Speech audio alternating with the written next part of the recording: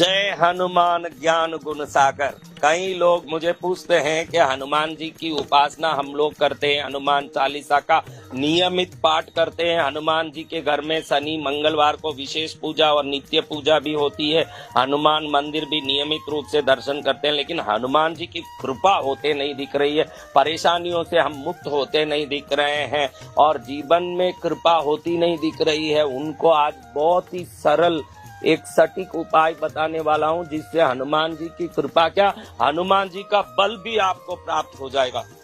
महाराज हनुमान जी का बल प्राप्त हो जाएगा।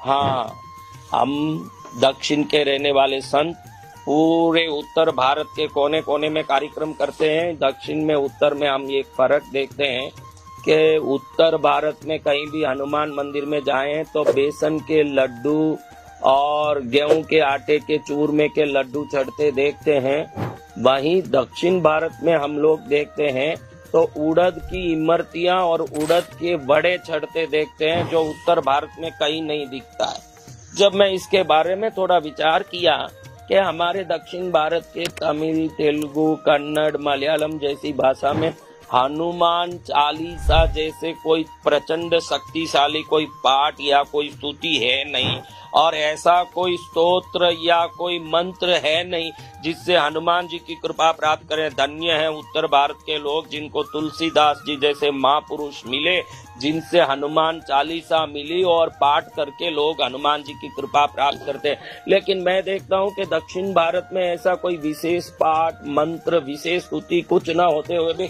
बहुत सरलता से हर एक को हनुमान जी की कृपा मिलती है। इसके बारे में जब मैंने शोध किया तो कांची के महास्वामी जी ने जो एक बात बताई थी वो मुझे ग्रंथ में पढ़ने मिला।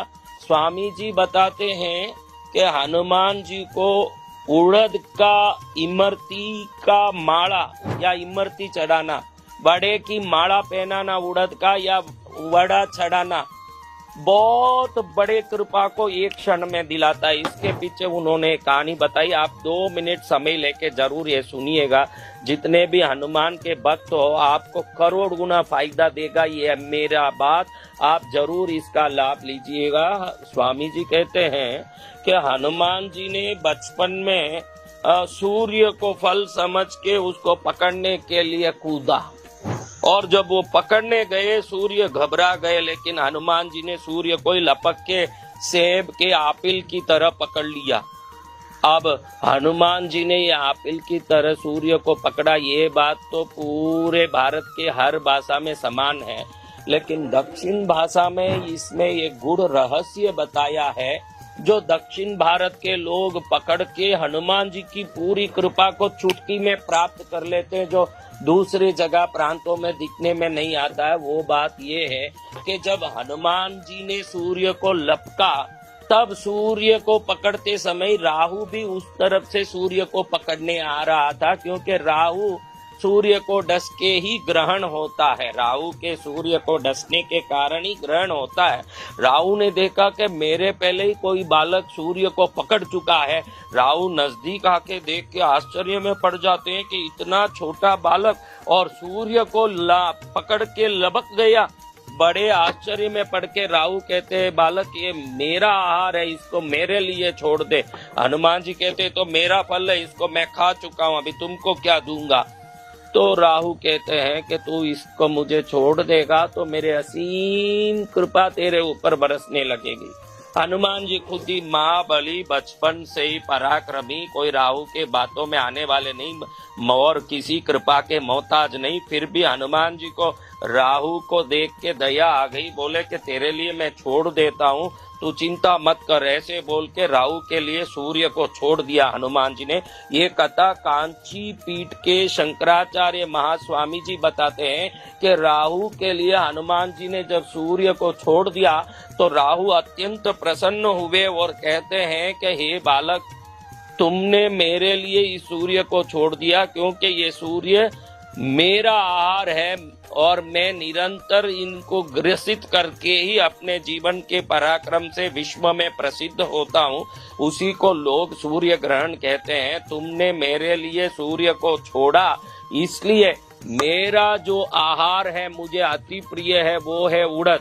उस उड़द से बने हुए इमरती की माला या वड़ा का माला बना के तुमको कोई चढ़ाएंगे, या कोई आहार के रूप में तुमको इमरती या उड़द से बने हुए वड़े चढ़ाएंगे, तो तुम्हारा बल तो पूरा वैसा ही रहेगा जितना तुम्हारे पास है, लेकिन इन तुम्हारे बल से प्राप्त सभी शक्ति की महाकृपा को जो चढ़ाने वाला है वो भी प्राप्त करेगा। ये मेरा आशीर्वाद है। ऐसे राहु ने हनुमान जी को आशीर्वाद दिया, क्योंकि स्वयं के आहार के रूप में प्राप्त सूर्य को हनुमान को ग्रसित करते देख राहु ने निवेदन किया, और हनुमान जी भी प्रसन्न होकर राहु के लिए सूर्य को छोड़ दिया। उस समय राहु ने यह आशीर्वाद दिया कि जो भी उड़द के वड़े की माला पहनाएंगे या इमरती की माला पहनाएंगे या उड़द या इमरती नैवेद्य के रूप में चढ़ाएंगे, उनको तुम्हारे बल से प्राप्त होने वाले सभी सुख, शांति, स्वास्थ्य, धन दौलत, ज्ञान, पद, प्रतिष्ठा सब प्राप्त होगा। अब दक्षिण में ऐसी ऐसी जगह महाराज, एक नामक्कल नाम का गांव है, आप गूगल में सर्च करना, नामक्कल आंजनेयर डालना, आंजनेयर यानी अंजना पुत्र हनुमान जी, नामक्कल हनुमान गूगल में जरूर डालना, और नामक्कल हनुमान वड़ा माला फोटो डालना। इस नामक्कल में कई बार महीने में 1.25 लाख बड़े बड़े उड़द के वड़ों की मालाओं की बड़ी बड़ी लंबी लंबी कतारों से श्रृंगार होती है। साल में कम से कम 10-12 बार ऐसे श्रृंगार 1.25 लाख वड़ों की होती है।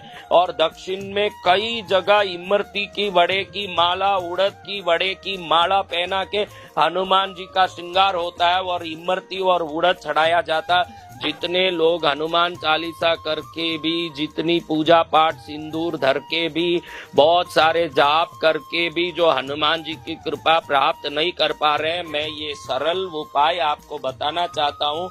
नियमित रूप से शनि मंगलवार को 2 इमरती वड़ा हनुमान जी के चरण में अपने घर में या मंदिर में चढ़ाना शुरू कीजिए। बाद में देखिए, हमारे स्वामी जी कहते हैं कि राहु ने आशीर्वाद दिया, हनुमान का बल पूर्णमदः पूर्णमिदं पूर्णात् पूर्णमुदच्यते की तरह सदा पूर्ण है ही।